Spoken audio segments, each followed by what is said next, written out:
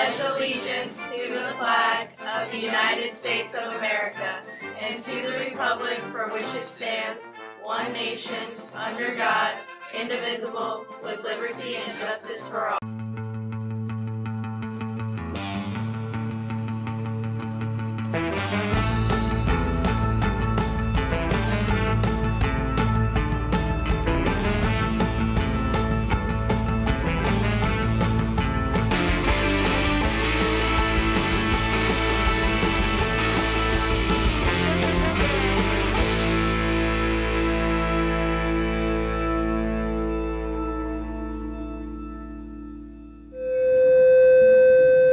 Good morning, Gators, and welcome to another edition of Swan Talk. I'm Taylor. And I'm Alicia.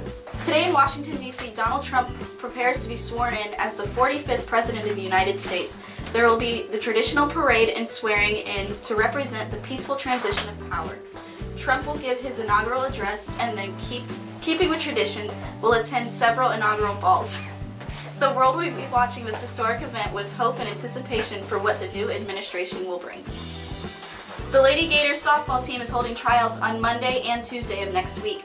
If you want to be a part of the team, come try out. No experience needed. All athletic paperwork must be completed. If you have any questions, see Coach Wilkins in room 605. The games for this week are boys basketball at Sun Lake at 6 p.m., Boys soccer game at Wesley Chapel at 6, girls basketball at Sun Lake at 6, and girls soccer district championship game at 7. Come support your Gators.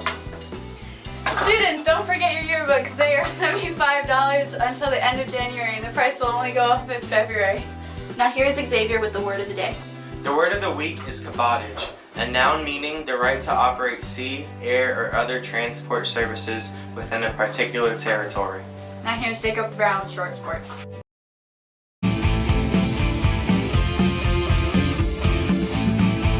Alright everyone, welcome to Short Sports. I'm Jacob Brown, and today I'm going to have my NFL predictions for the playoffs this weekend and talk a little bit about the NBA. Starting with the NFL, the Green Bay Packers will be going to Atlanta at the Georgia Dome for the NFC Championship game. This game is going to be so close, it's probably going to be an offensive shootout because Green Bay's secondary is one of the worst in the NFL, and Atlanta's defense isn't special as well.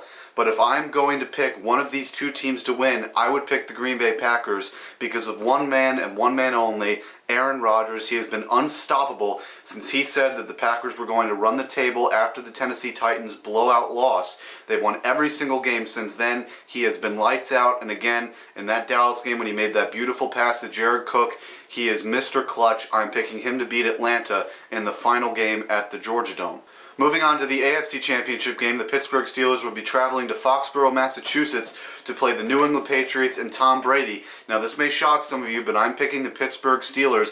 I think offensively they are more dynamic than Tom Brady's Patriots. When you have Le'Veon Bell playing the way that he's played during this playoffs, when you have Antonio Brown, who's arguably the best receiver in the NFL, then with Ben Roethlisberger, they have good tight ends and good second and third receivers as well.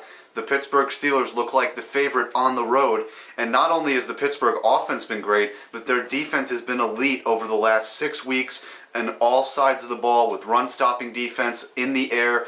So if you're going to take the running game away from New England, take LeGarrette Blount out of the way, then you're going to have to make Tom Brady do absolutely everything, and I think that's going to put too much pressure on New England, and Pittsburgh's going to take a close one in New England this weekend, so I'm projecting the Super Bowl to be Pittsburgh and Green Bay. Then, moving on to the NBA, I've been told by Justin Knowles to say this for months. He told me at the beginning of the season that James Harden would win the MVP in the NBA. I told him no way, but he proved me right. James Harden has been the MVP favorite in the NBA so far this season. Him and Coach D'Antoni in Houston have led the Houston Rockets to be a serious contender in the Western Conference. He has been with Russell Westbrook, one of the top 2 players in the NBA all season. And for this edition of Short Sports, I'm Jacob Brown, and we'll see you next time. And that's it for today, Gators. Tune in next time for another edition of Swamp Talk.